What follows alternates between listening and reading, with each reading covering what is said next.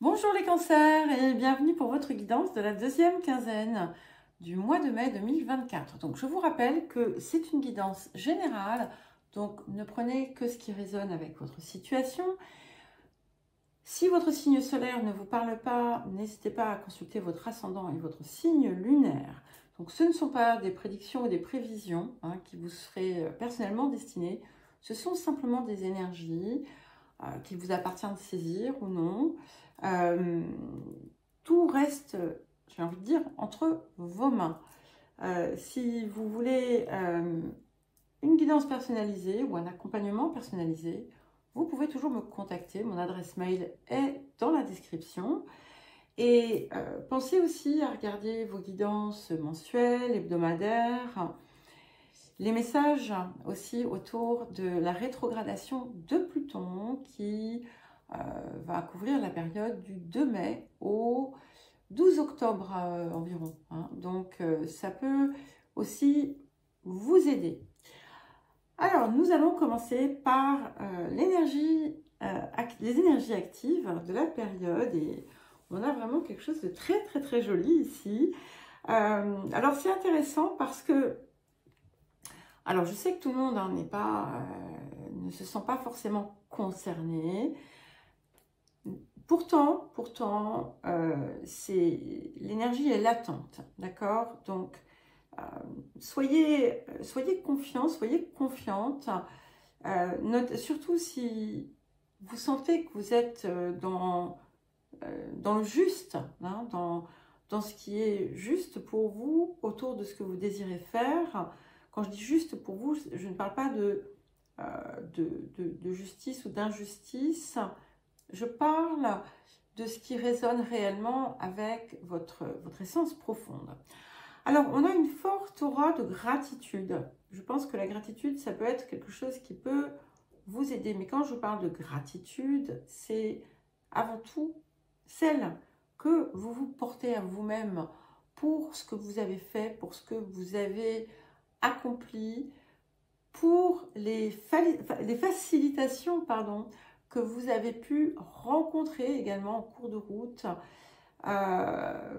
Essayez de voir finalement quand vous avez fait telle chose, hop, il y a eu ça, et comprenez qu'en fait vous pouvez avancer sans crainte, d'accord? Parce que on a quelque chose qui est sous l'égide quelque part du bien-être, de l'abondance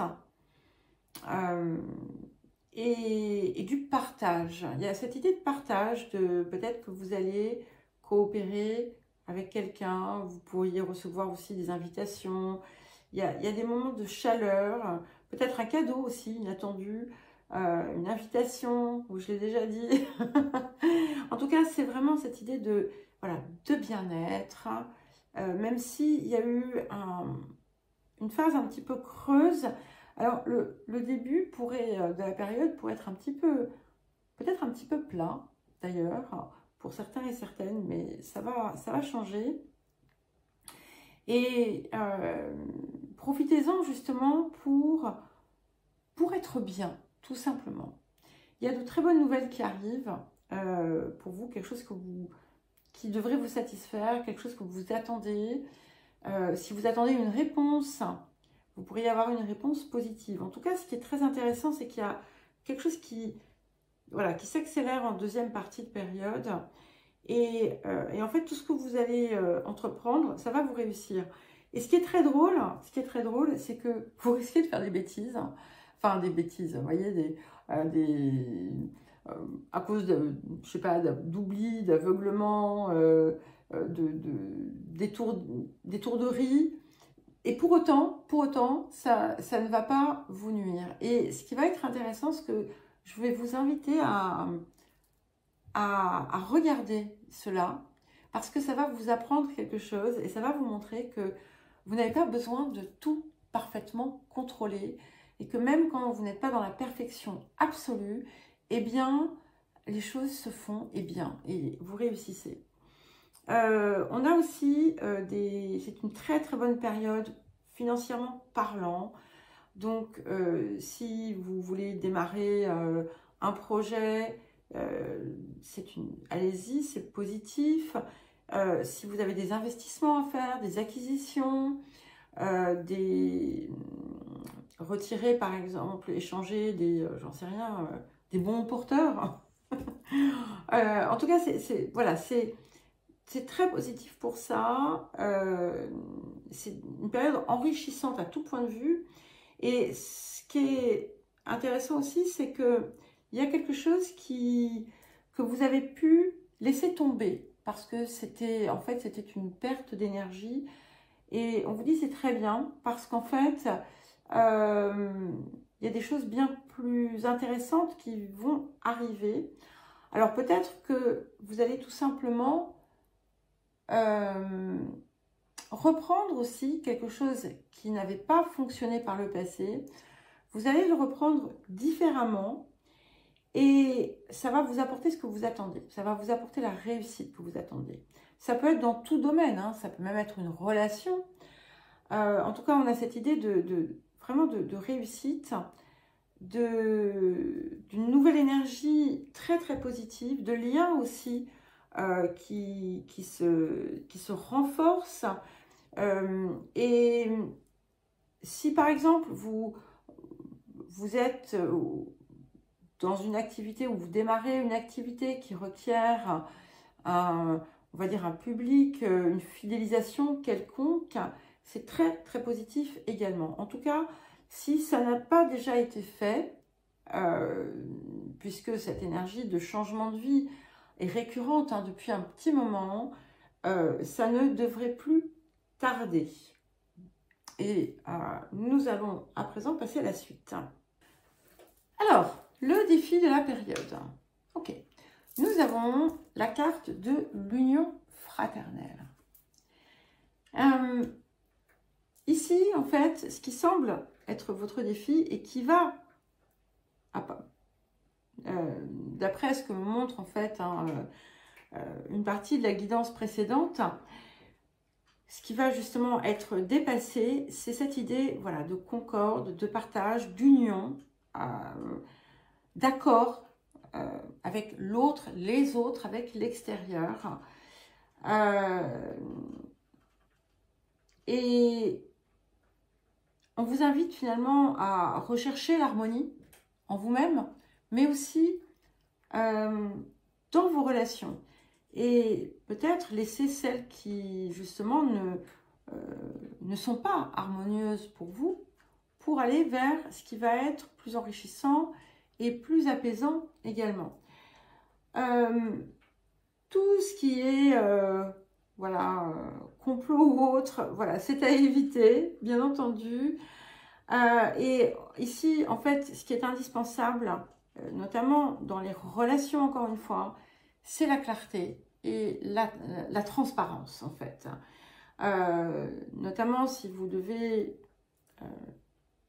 partager vraiment une relation ou un lien, ça va être crucial ici.